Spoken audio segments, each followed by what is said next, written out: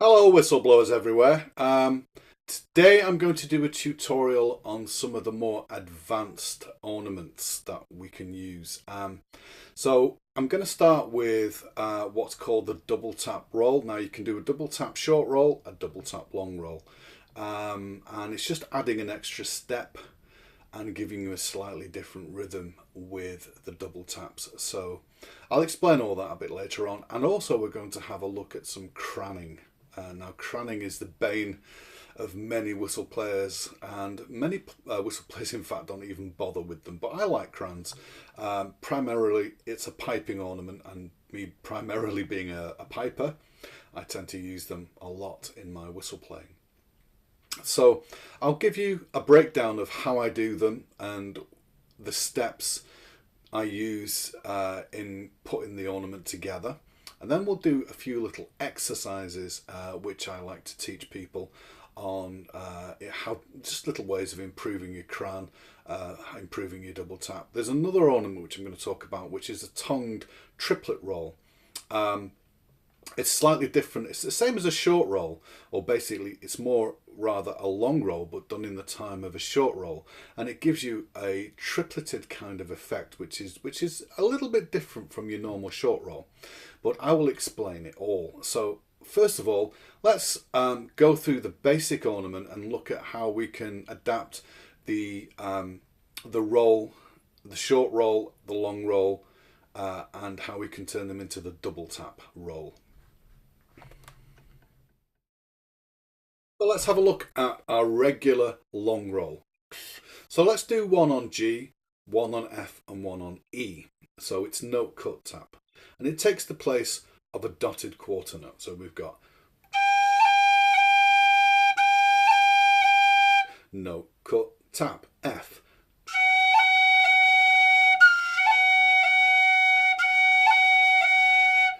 E.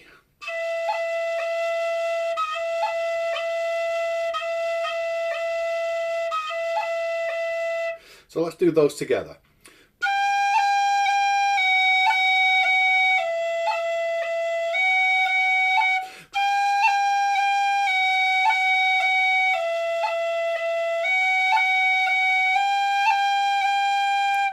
Now with the double tap, we're adding an extra tap before we do the cut. So it goes note, cut, note, tap, cut, tap, note, tap, cut, tap. So on the G, I'll do a normal long roll, then I'll do a double tap. Double tap. So we got that extra step. 1, 2, and 3. Da, da, da, da.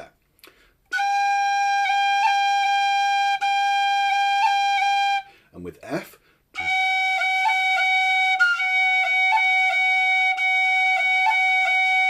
and E.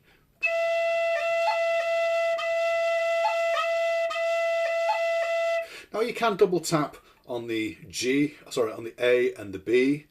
I haven't put the time and the effort into doing those, but it is possible with practice. I can do it slowly, so a double tap on the A would be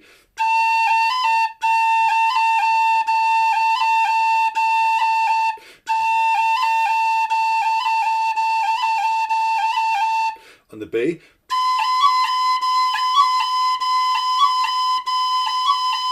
But as I said, I've not got the fluency and the motion. In this right hand, which is my dominant hand, I've got the fluidity and the motion to be able to do that successfully. But my top hand, I've never got around to being able to do that effectively. So I do other things with that. Usually just keep it as a normal roll. So here's a little exercise we can do in double tap rolls. So we can go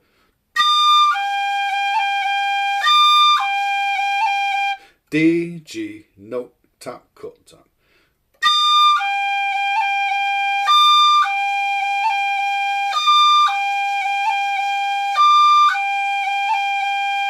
Then we do it on the F, so D, F.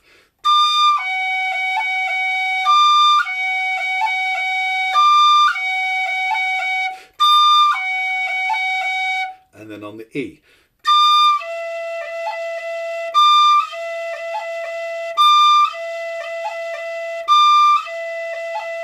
Then go back up.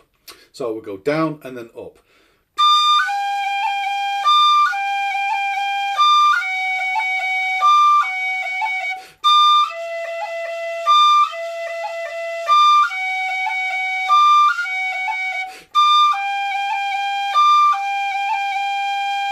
Now if we're going to put it into a tune, say like a jig, we can go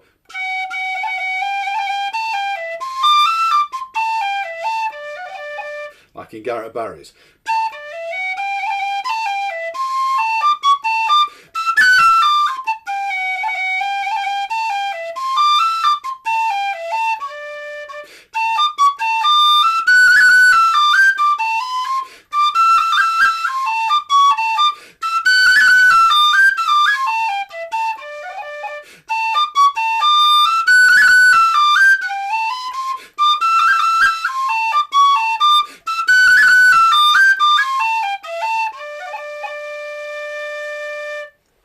So that's the double tap long roll. As you see, it's just note, tap, cut, tap, note, tap, cut, tap.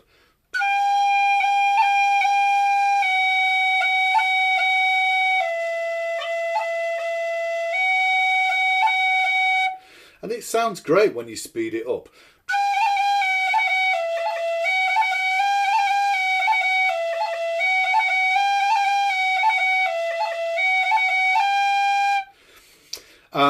Do it slowly first, and then take your time and work at a slower pace to get the motion, and then gradually speed it up.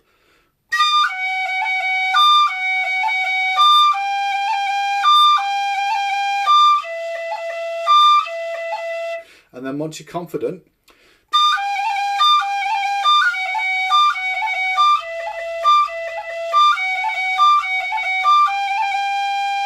so that's the double tap long roll. Let's have a look now at the double tap short roll. So the normal short roll, if we just, again, we'll just do the bottom hand. So going from G, F and E. So the normal is cut, tap. 1, 2, 1, 2, cut, tap.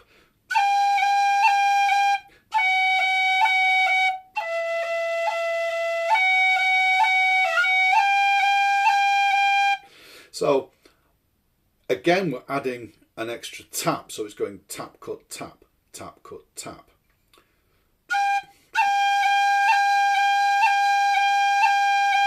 So that's our normal short roll on G. Now the double tap.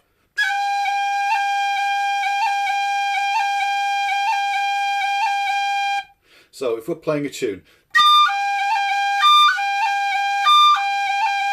so I'll go from D to the G with a normal short roll, and then I'll do the double tap so you can hear the difference. So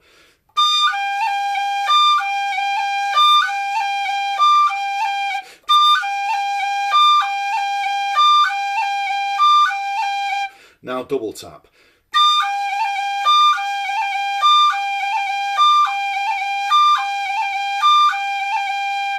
And same with the F.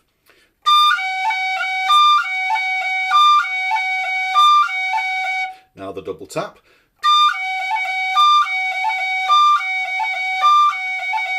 Now with E.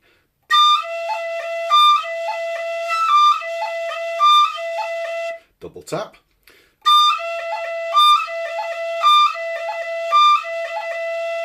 It's good to play. I use the double tap short roll when you've got the note which is the same before it. So if we have a look at the, say like the Dublin reel, which goes, so you got the note F sharp, and then you're doing a short roll on the F. So you can turn that into a double tap short roll. I'll show you. So I'll play it normally as a normal roll on the F, and then I'll do it as a double tap.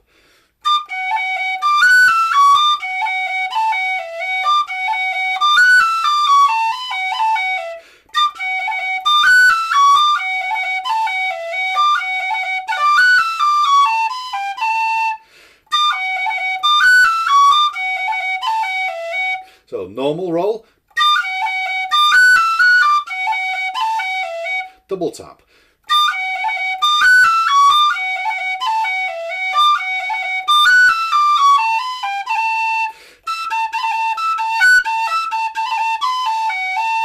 Now on the B part of the Dublin reel, we've got the A followed by another A.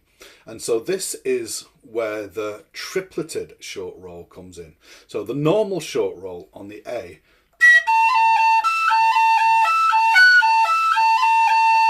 So what I'm doing, and we have to do this, you have to sound the note first with the tripleted short roll. So you're going to have to tongue that note first before you play it. And again, it's using the same mechanism as a normal long roll, but you're compressing it into the time of a short roll. And I'm going to show you on the A. So if I go from E to A and do a normal short roll on the A,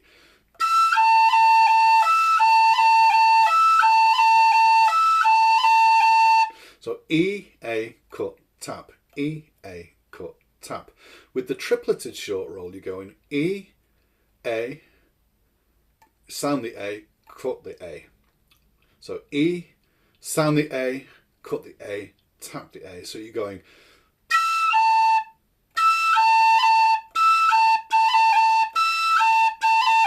So you're sounding the note first, then cutting, then tapping. With the normal short roll, you cut immediately, then tap after.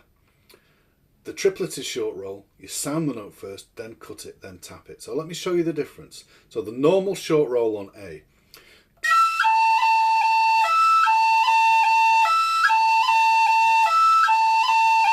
Now with the tripleted short roll.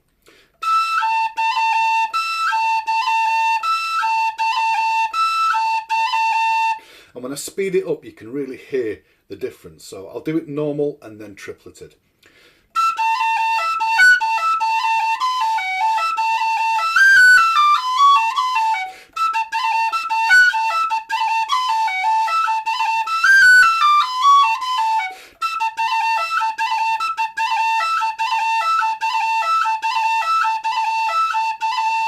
Normal.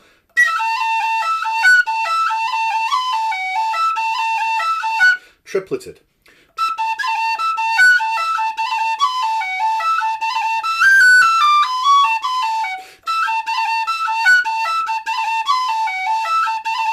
Same thing, we can do it with the B.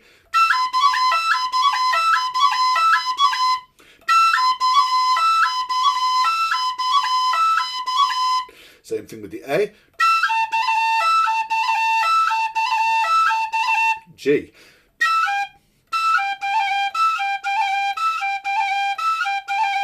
F. And E.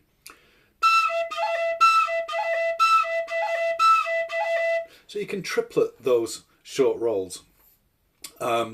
Remember, the normal short roll is cut immediately, then tap.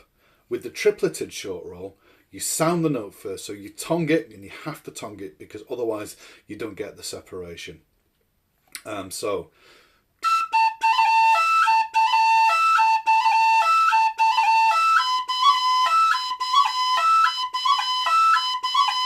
a little exercise on that tripleted, again, is just what I'm doing is I'm going to go from the D all the way down. So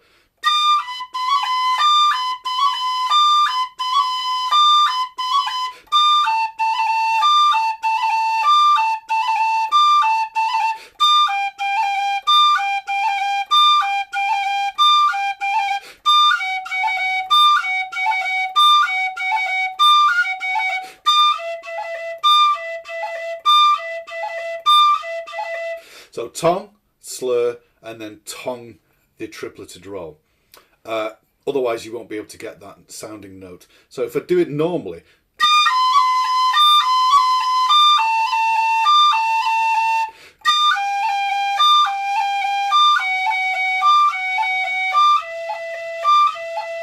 tripleted,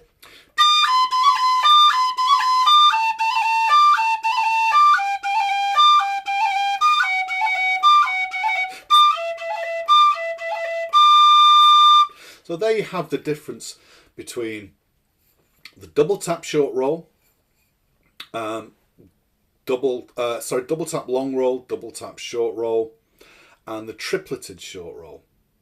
So just different ways and variations on the regular rolls that we have come to use. So just to recap, double tap long roll.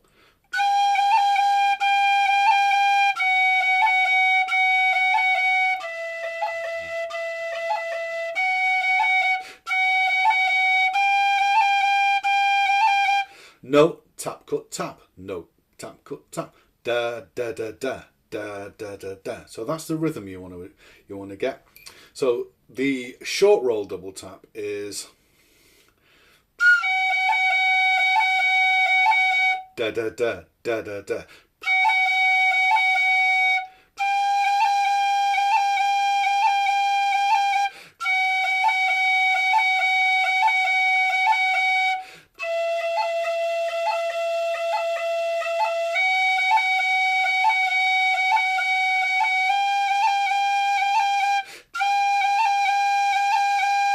And the tripleted is da da da da da da da da da da da da. So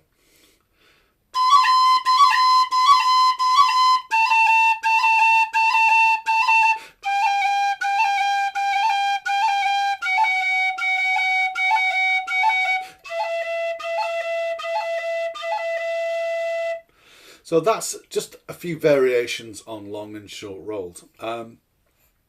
Let's have a look at the dreaded cran, and I do them on D's and E's. I know you can do them on other notes as well, but I tend to only use them on D's and E's. So that's what I'll show you with the cran. So we'll start on a cran in the upper register D.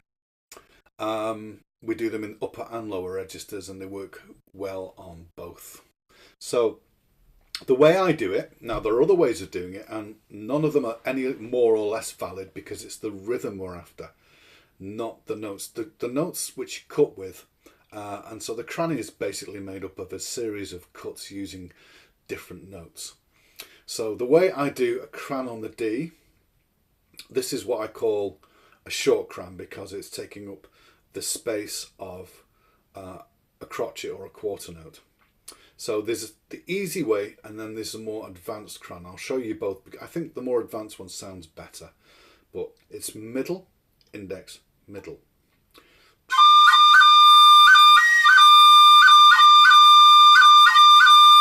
And again, your fingers really need to be relaxed for this.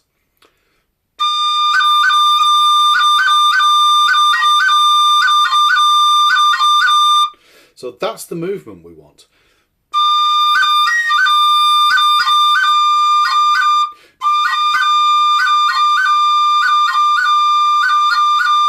And again, only move your fingers a very small amount.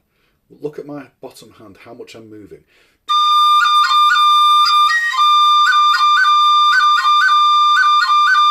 Literally, you're moving it only enough to clear the hole and then bringing it back down again.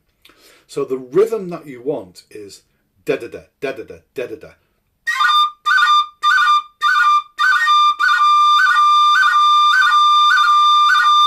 Middle, index, middle. Middle, index, middle.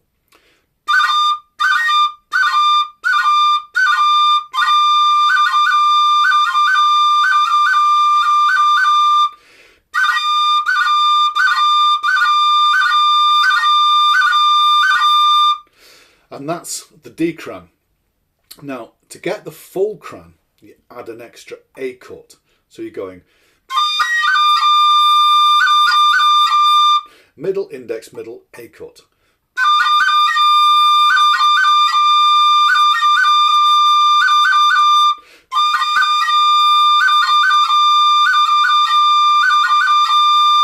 And the rhythm, da-da-da-da, da-da-da-da, da-da-da-da, da-da-da-da.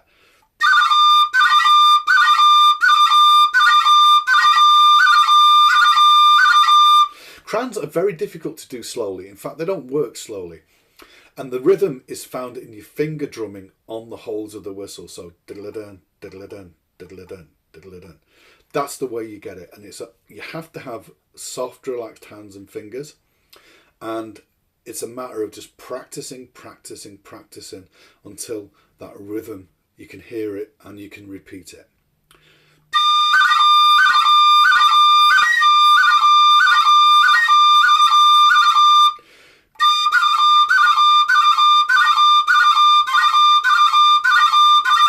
As soon as you feel your fingers tensing up, stop, relax your fingers, and then start again. So that's the short cran on the D.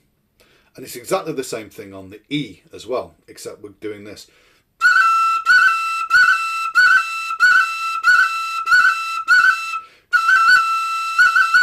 Middle, index, middle, and the more advanced, we've got the A cut.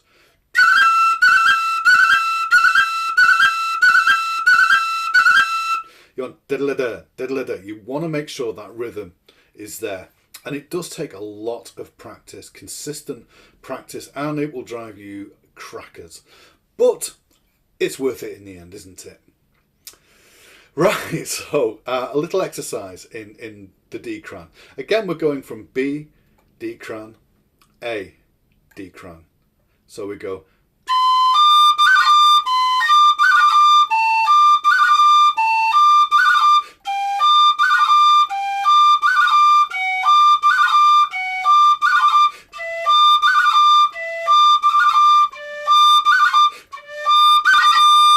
Diddle-a-dan, diddle-a-da. You want to hear that rhythm cleanly.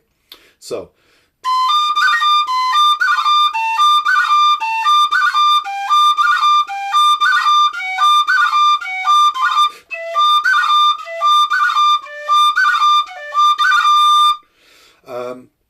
So maybe just work on the easy cran with just the middle, index, middle, and that will sound like this.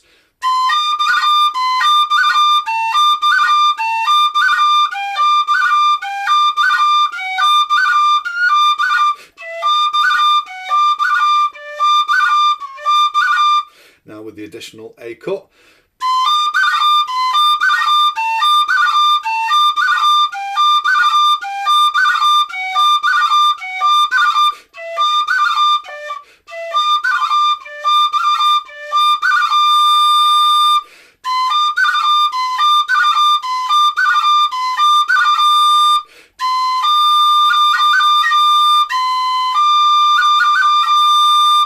Again, it doesn't work slowly because you haven't got the rhythm in your fingers. Cranning takes work. So we can do the same exercise, go from the B, E, cran the E. Exactly the same thing. So we can do the simple cran, middle, index, middle.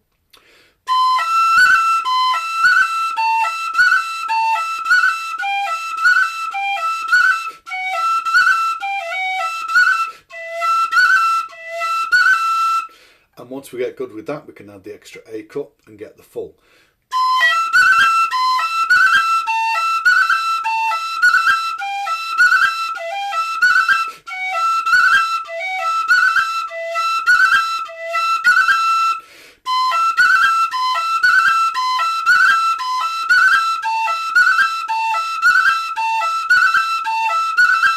And that's pretty much what the cran is.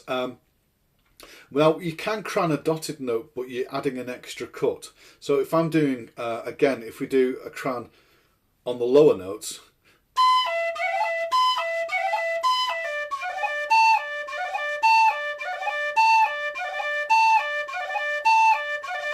exactly the same. So if I'm using it, say, in a jig, and I want to elongate the value of the note, say like I'm using like Garrett Barry's jig, for instance, the ending, I'm putting an extra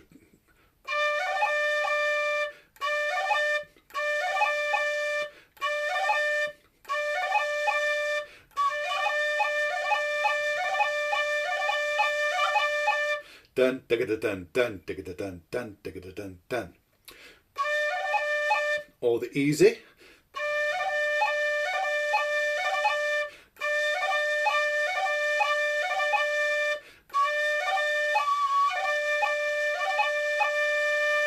So with the extra crown, to get the separation, if you're going to the same note, you have to add yet another cut. So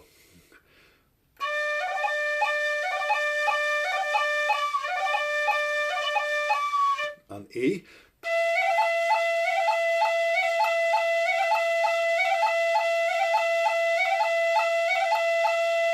So often on the E and the D, and again we can do it in the upper register.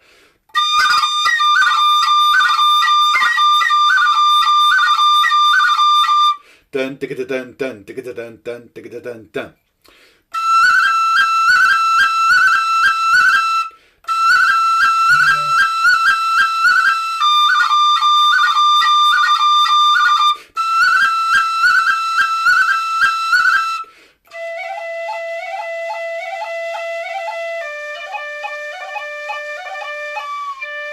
Or if you're doing the simple cran,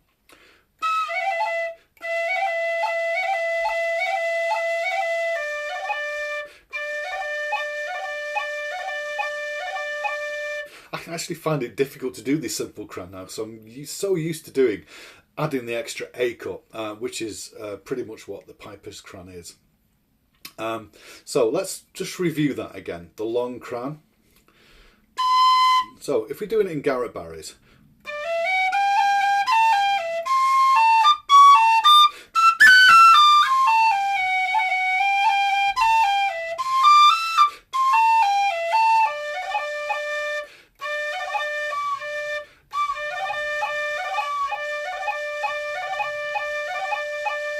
dun digga dun dun digga dun dun, and the same with the E cran. Say if I'm playing Kid on the Mountain, often I'll start that with a cran.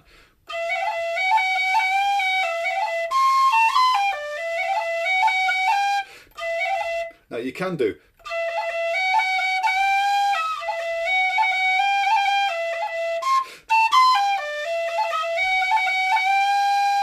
and double tap roll them, but cranning is just a different approach, similar, in fact the same rhythm as the double tap, but we're using just cuts rather than including taps. So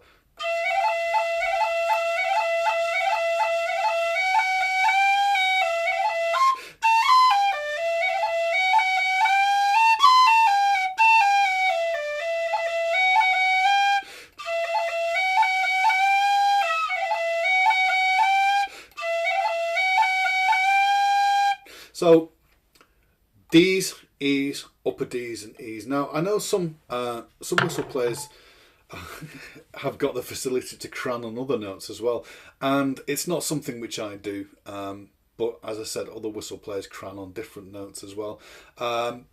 However, I'm not up on that, and it's not something which I've ever put the time and effort in to learn. Maybe one day I will, but for me the D and the E cran is good enough.